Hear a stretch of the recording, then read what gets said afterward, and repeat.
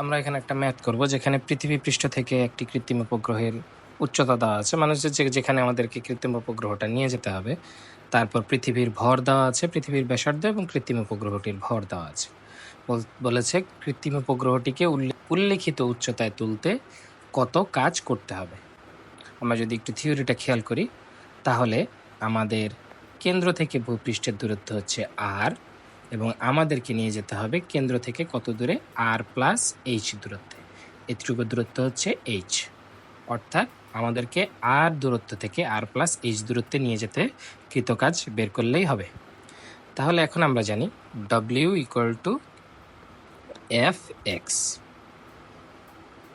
তো এখন এখানে আমাদেরকে আর থেকে ক্ষুদ্র দূরত্ব ডি এক্স নিয়ে যেতে আমাদেরকে কাজ করতে হবে হচ্ছে এফ ডি এক্স। তাহলে লিমিট যদি আমরা হিসাব করি তাহলে হবে আর থেকে আমরা আর প্লাস এইচ দূরত্বে নিয়ে যাব। তাহলে এফ এর মান আমরা জানি G M M divided by x square into dx.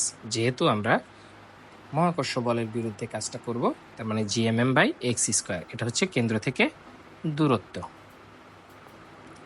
তাহলে এই জিএমএম এটা হচ্ছে কনস্ট্যান্ট, তার মানে জিএমএম বাইরে থাকবে, তার ভিতরে থাকবে আর থেকে আমরা আর প্লাস এইচ দূরত্ব নিয়ে যাব, আর হচ্ছে 1/x স্কোয়ার ডিএক্স।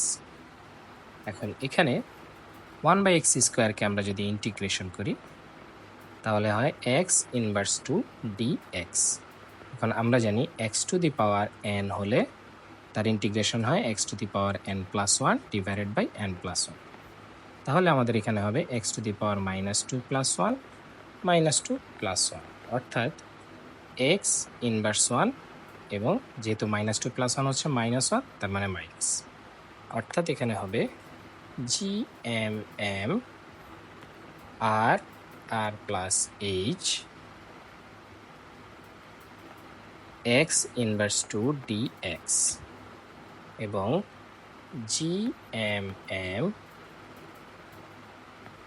আমরা জানি ইন্টিগ্রেশনের পর থার্ড ব্র্যাকেট দিতে হয়, তাহলে মাইনাস এক্স ইনভার্স ওয়ান আর প্লাস এইচ থেকে আর, তারপর জি এম এম মাইনাস